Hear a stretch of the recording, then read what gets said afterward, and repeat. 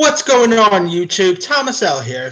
2018 was a pretty solid year for the company Fox, whether you talk about Fox Searchlight or 20th Century Fox. So I decided to do a top 10 list of my 10 favorite 2018 movies from Fox, whether it be Fox Searchlight or just plain old 20th Century Fox.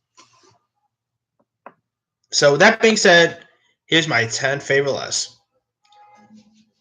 Coming in at number 10 will be a Fox Searchlight film, and that will be The Old Man and the Gun. This was a really good film. I mean, it's pretty much the last on-screen film for Robert Redford because he retired. I mean, Robert Redford in this was amazing.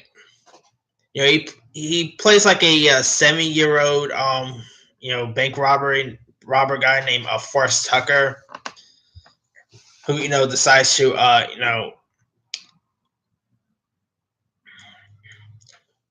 who ends up falling for a woman, but played by Sissy Spacek, who is actually who actually loves him, despite the his chosen profession. Then you've got Casey Affleck as the man who's on Tucker's trail. It's really good. Robert Redford gave such an amazing performance. Sissy Spacek should get more award buzz. Such a shame she's not getting hardly any award buzz for this movie. Casey Affleck was also pretty decent. Even had the likes of John David Washington. Who else was in this? Oh yeah, Tika Sumpter. Good cast. Definitely check this one out because it's a really good little film. It's hard to believe that this movie is based on a true story, but it actually is. Coming in at number 9 will be Super Troopers 2. Now, this is the sequel to the 2001 comedy hit Super Troopers, which is directed by Jay Chandrasekhar, who's part of the Brooklyn Lizard Gang. Super Troopers 2 was really funny. It had some other new players to the sequel, including Emmanuel Shariki, Linda Carter. You even had Rob Lowe in this. It's really funny. And it was also pretty fun at times.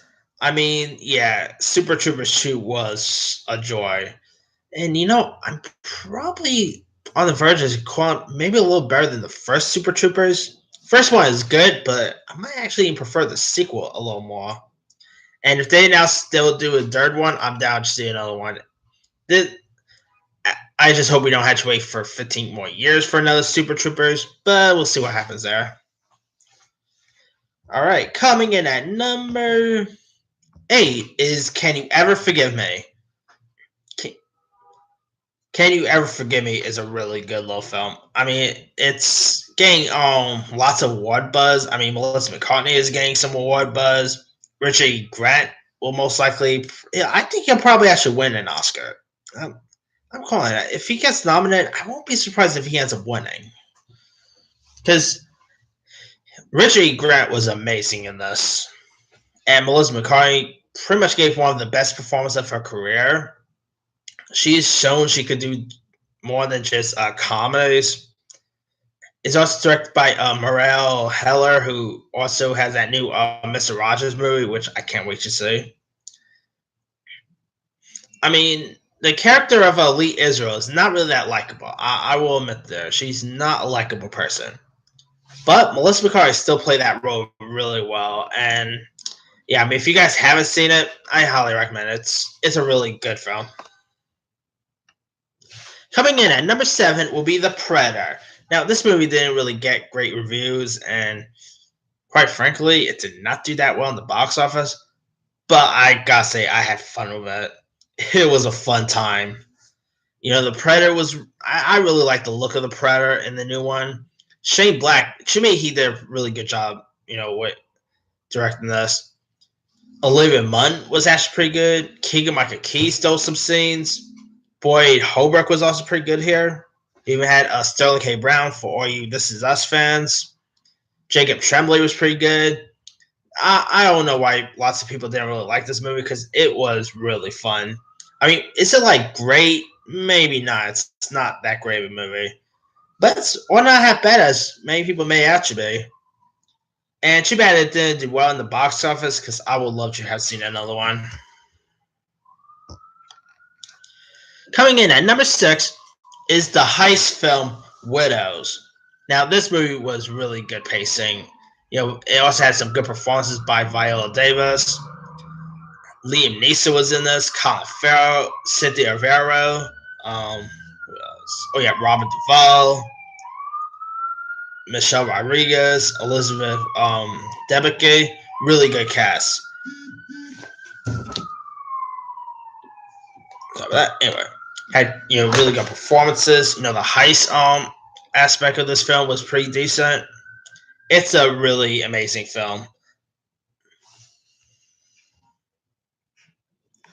And too bad it didn't do so well in the box office, but sadly it's not even hardly getting much award buzz anymore. I mean, I literally thought this film was gonna have more award buzz, but it's not hardly even getting any. That's kind of disappointing. Coming in at number 5 will be The Hate You Give. Now, this movie was really good. It's based on a YA novel, and it starred the likes of Amanda Stenberg, Common, Russell Hornsby, Sabrina Carpenter, Regina Hart. Some really good cast on this. It's a really good film. I mean, it's like I said, it has some pretty good performances. The story in it was pretty decent. I never read the book, so I can't really comment much on compare the movie to the book. But the movie is a really good film. And stuff in this is in the movie. What happens in the movie is sadly happened in real life, and it has a pretty interesting message to it. To stand up for what's right and all. It's amazing. I mean, if you guys haven't seen The Hate You Give by now, give it a go. It's really fantastic. Coming in at number 4 will be Love, Simon. Now, this movie was really good. I mean, Nick Robinson was pretty good at playing the title of Simon. He even had Katherine Langford from 13 Reasons Why. Alexandra Shipp was really good in this. It's really good. I mean, I really thought it was cute. It was charming. It was a nice, little coming of age film. Like The Hate You Give, this movie is also based on a YA novel. I never read the book, but the movie is really good. And yeah, I mean, if you guys haven't seen it, check out Love, Simon. It's a really good film. All right, now 3 and 2 are kind of technically the same movie, but one is a different cut than the other, so that's kind of why I have them both here. All right, coming in at number 3 will be Once Upon a Deadpool. Now, I just recently saw this today. I mean, it's a PG-13 rated cut of Deadpool 2, and it featured a really funny scene with Deadpool and Fred Savage, where he's reading Fred Savage the events of Deadpool 2. It's really funny. I mean, I never knew that PG-13 rated Deadpool could work, but you know what? It actually worked pretty well. Now, like I said in my review, I don't think that a full-on Deadpool should be rated PG-13. This is just for fun of it, but it was really good, and yeah, I mean, definitely check out the PG-13 rated cut of Deadpool. It's really good. Now, speaking of Deadpool 2, number 2 is Deadpool 2. I simply love Deadpool 2. I mean, it's really. You know what? I think I probably enjoyed it maybe slightly more than the first Deadpool. Ryan Reynolds, once again, he was born to play this role. This time around is directed by David Leitch, and as the title, as one of the credits in the Deadpool 2 said, directed by one of the guys who killed John Wick's dog. Oh man, the beginning credit sequence is really funny. I mean, you got the song by Celine Dion, which is Ashes. Whoever knew that Celine Dion song and a Cher song could work so well with Deadpool 2? But that really worked well. You even had some good new additions by Domino, played by Zazie Beetz. Josh Brolin was really good as Deadpool. You even had Juggernaut was in this. The kid from that kid I forgot his name. Julian Dennison from the Hunt of Wilder people. He was really good in this. I simply love Deadpool 2. It's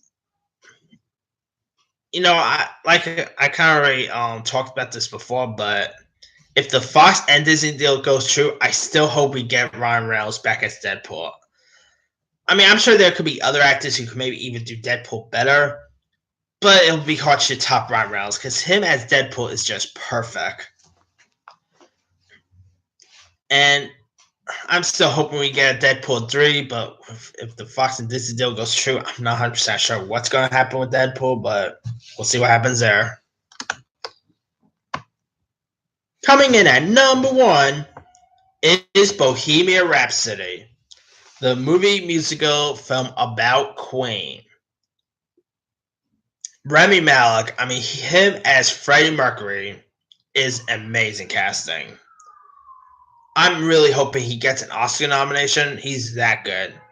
I'm actually glad he's getting nominated for like the Golden Globes, the SAG Awards, which I'm going to talk about later on. But and yeah, I mean, I loved Queen before I saw this movie, but seeing Bohemian Rhapsody makes me love Queen even more and more. They're seriously the greatest rock group of all time. And this movie really showcased, the Queen's, talent, Freddie Mercury's talent.